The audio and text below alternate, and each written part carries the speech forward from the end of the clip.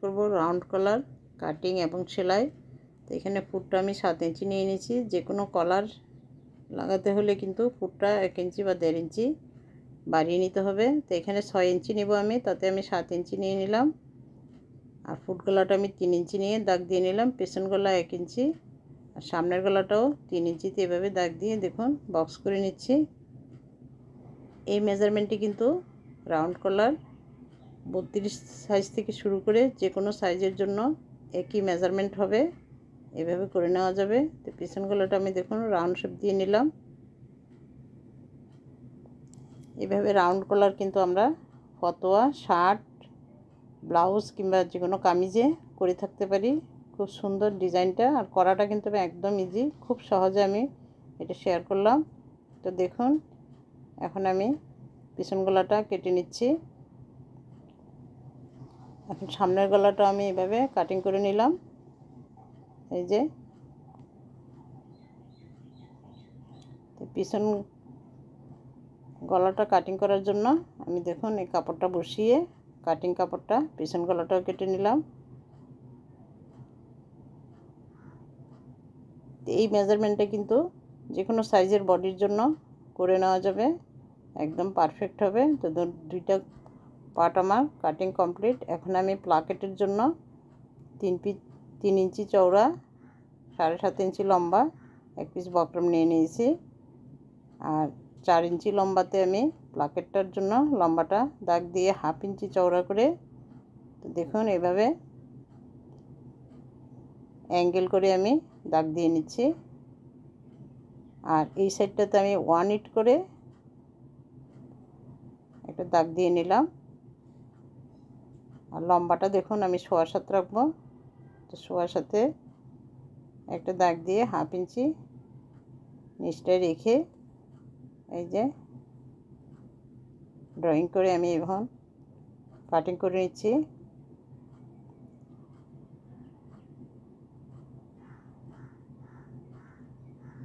কামিজে কিন্তু ডিজাইনটা খুব সুন্দর দেখায়, অবশ্যই একবার ট্রাই করে দেখতে পারেন। তো এখন আমি প্লাকেটটা যাতে সাইড সেলাই করা যায় এভাবে এক পিস কাপড় নিয়ে দেখুন আমি পিন করে নিচ্ছি। এতে কিন্তু আমার সেলাই করাটা একদম ইজি হবে। আর অবশ্যই বক্রমটা আমরা যে শার্ট কলার দিয়ে থাকি শার্টে, অর্থাৎ হার্ড যে বক্রমটা, এই বক্রমটা নিতে হবে। তো আমি বক্রমটা নিয়ে দেখুন এভাবে 4টা পাশ মুড়িয়ে সেলাই করে দিচ্ছি। এতে কিন্তু আমার সেলাই করাটা একদম ইজি হয়ে যাবে। আর মিডলটা আমি কাট দিয়ে নিব, তাহলে আমার সেলাই করতে আরও সুবিধা হবে। এখন আমি নিয়ে নিলাম ফ্রন্ট পার্টটা। তো ফ্রন্ট পার্টটার এইভাবে গলাটা ভাঁজ করে মিডলটা ভাঁজ দিয়ে এই যে দাগ দিয়ে নিলাম। আর এখন প্লাকেটটা বসিয়ে এভাবে সেলাই করে নিচ্ছি। এই যে দেখুন এভাবে সেলাই করে আমি এভাবে কাপড়টা কেটে নিচ্ছি। এই যে এখন আমি উল্টিয়ে চাপ সেলাই দিয়ে একসাথে আমি প্লাকেটের যে প্লেটটাও বসিয়ে নেব। তো দেখতে থাকুন, আশা করি খুব সহজে বুঝতে পারবেন।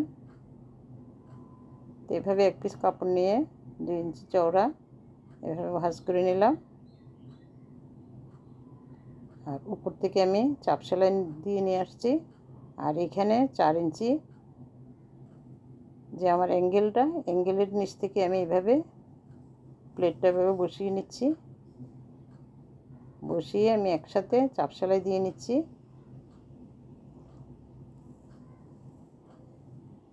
আর এভাবে আমি দড়িটা লাগিয়ে নিব। এই যে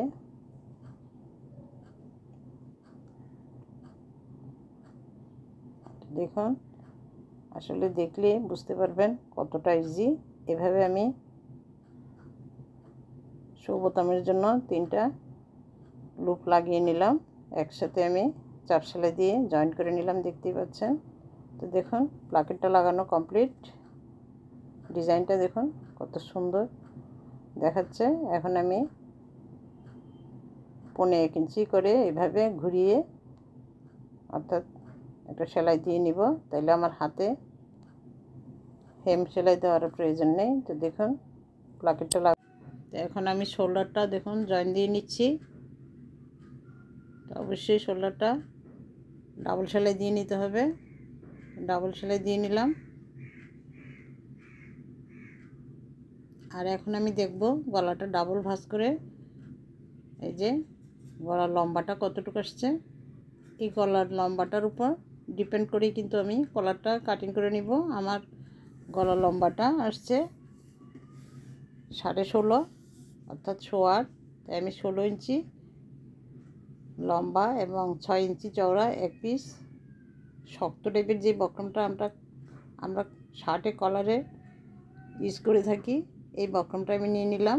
তো সাইড দিয়ে আমি 1/2 ইঞ্চি করে এভাবে দাগ দিয়ে, অর্থাৎ কলারটা যাতে কোনোভাবেই মেজারমেন্টের ঠিকঠাক থাকে। তো দেখুন এখন আমি শোয়ার সাথে লম্বাটা দাগ দিয়ে নিলাম। আর ফুট গলাটা আমি কেটে নিয়েছিলাম 3, তাই আমি এখানেও 3 ইঞ্চি করে এভাবে দাগ দিয়ে রাউন্ড শেপ করে নিচ্ছি। অবশ্যই একটু মনোযোগ সহকারে দেখবেন, তাইলে বুঝতে পারবেন কতটা ইজি। আর এইখান থেকে আমি 1 ইঞ্চি করে এভাবে রাউন্ড করে, অর্থাৎ কলারের চওড়াটা আমি 1 ইঞ্চি চওড়া রাখবো, যার যতটুকু পছন্দ তাই চওড়া করে নিতে পারেন। আসলে 1 ইঞ্চিটাই সুন্দর দেখায়, তো আমি 1 ইঞ্চি করে এভাবে রাউন্ড করে নিলাম। অর্থাৎ গলাটা যতটুকু হবে তার থেকে 1 ইঞ্চি কম নিতে হবে কলারের জন্য। তো এখানে আমি দেখুন এভাবে দেখিয়ে দিচ্ছি। তো কলারটা যতটুকু তার থেকে কিন্তু আমি 1 ইঞ্চি ছোট করে নিয়েছি লম্বাটা। আর এই সাইডটাতে 1/4 করে এভাবে একটা রাউন্ড শেপ দিয়ে নিলাম, যেহেতু এটা রাউন্ড কলার। তো এই মেজারমেন্টটি কিন্তু আপনারা যে কোনো মেজারমেন্টের জন্য করতে পারবেন, যে কোনো সাইজের জন্য করতে পারবেন, যে কোনো মেজারমেন্ট ঠিকঠাক থাকে, মেজারমেন্টে যাতে ঠিক থাকে এই জন্য আমি এখানে পিন করে নিলাম। তো যে কোনো সাইজের জন্য কিন্তু একই মেজারমেন্টে করা যাবে। তো দেখুন রাউন্ডটা আমি দেখিয়ে নিলাম। তো এখানে 32 থেকে যে কোনো সাইজের জন্যই এই মেজারমেন্টে করে নিতে পারবেন। তো দেখুন আমি এই যে বক্রমটা আমি কাপড়ের উল্টো পিঠে এভাবে বসিয়ে পিন করে নিচ্ছি। এতে কিন্তু আমার কাপড় কাটাকাটির ততটা আর ঝামেলা না, মানে খুব সহজেই করা যায় এই প্রসেসে করলে, ব্যাপারটা এরকম। তো দেখুন আমি এভাবে মিডলেও একটা পিন করে নিয়ে এই সাইডটা 1/2 ইঞ্চি কাপড় বাড়িয়ে এভাবে একটু রাউন্ড করে নিলাম। এতে কিন্তু কাজটা আমার অনেক ইজিতে করা যাবে। এভাবে সাইডটা মুড়িয়ে আমি একটা চাপ সেলাই দিয়ে নিচ্ছি। তো এখন আমি কাপড়টাকে উল্টিয়ে নিব, দেখতে থাকুন, আশা করি একদম সহজে বুঝতে পারবেন। তো দেখুন এইভাবে আমি কাপড়টাকে উল্টিয়ে নিলাম, অর্থাৎ ভেতর পাটটাই আমার সোজা হবে, বুঝতেই পারছেন। তা আবারও আমি ডাবল পাটে এভাবে পিন করে নিলাম। এখন আমি রাউন্ড সাইডটা এভাবে সেলাই দিয়ে নিচ্ছি। সেলাইটা এমনভাবে দিতে হবে যাতে বক্রমের উপর সেলাইটা না পড়ে, এভাবে সেলাইটা করে নিতে হবে। তো দেখুন সেলাই করে আমি 1/4 বাড়তি রেখে পুরোটা আমি কাটিং করে নিচ্ছি। আর এই সাইডটাতে যেহেতু আমি বডিতে জয়েন করব, 1/2 ইঞ্চি কাপড় বাড়িয়ে রেখে সেলাই করে কাটিং করে নিচ্ছি। আর পুরো রাউন্ডটা আমি এভাবে কাট মার্ক দিয়ে নিচ্ছি, এতে কিন্তু কলারটা একদম ঠিকঠাক আমার রাউন্ডটা উঠে আসবে। এটাকে আয়রন করে নিলেও কিন্তু সুন্দর দেখায়। তো সমস্যার কিছুই নেই, এভাবে হাত দিয়ে একটু চেপে ভাঁজ দিয়ে নিলেই নখের সাহায্যে সুন্দর উঠে আসবে। আমি এখন সাইডটাতে এভাবে চাপ সেলাই দিয়ে নিচ্ছি, তাহলে কলারটা কিন্তু সুন্দর একটা ফিটিংস আসবে।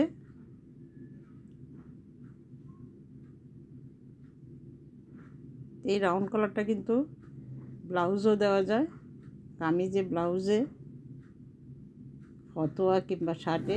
তো দেখুন কলারটা আমি এভাবে দুইটা ভাঁজ দিয়ে মিডিলটা এভাবে দাগ দিয়ে নিলাম। আর বডিটাও নিয়ে নিলাম। এটা বডির সোজা সাইড আর এটা উল্টা পিঠ। তো উল্টা পিঠের সাথে কিন্তু আমি দেখুন এই কলারের এভাবে বসিয়ে মিডিলটাতে আমি কিন্তু পেছন পার্টের মিডিলটাও করে নিলাম, অর্থাৎ ব্যাক পার্টের। আর কলারের মিডিলটা এভাবে বসিয়ে, তো কলারটা কিন্তু আমি এভাবে বসিয়ে নিলাম, অর্থাৎ যতটুকু বাড়তি কাপড় আমি নিয়ে নিয়েছি অতটুকুই আমি সেলাই করে নিচ্ছি 1/4 করে।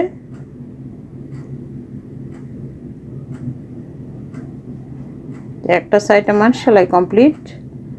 অপোজিট সাইডটা সেলাই করার সময় আমি দুইটা প্লাকেট একসাথে করে, দুইটা যেন সেম থাকে, এই দেখুন এভাবে একটু নখ দিয়ে চেপে দেখে নিলাম।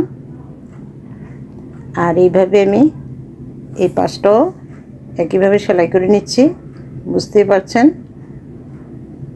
দেখুন কতটা সুন্দর মিলে গেছে, কোথাও কোনো ঝামেলার কিছুই নেই। আর এইভাবে চাপ দিয়ে রেখে কলারটা বসিয়ে চাপ সেলাই দিয়ে নেব। এতে কিন্তু নিচের কাপড়টা বা কলারের উপরের কাপড়টা কোনোটাই টানা যাবে না। জাস্ট চাপ দিয়ে যেভাবে হালকা হাতে বসিয়ে শুধু চাপ সেলাই দিয়ে নিলেই একদম পারফেক্ট মিলে যাবে। তো দেখুন কি সুন্দর মিলে গেছে আমার দুইটা সাইডই। তো কতটা ইজি বুঝতেই পারছেন। আশা করি একবার ট্রাই করবেন, দেখবেন কতটা সুন্দর দেখায়। এই যে তো রেডি আমার রাউন্ড কলার। তো এখন আমি এখানে অফ ক্যামেরায় শো বোতাম লাগিয়ে নিব 3টা। চাইলে আপনারা আরও বাড়িয়েও দিতে পারেন শো বোতাম।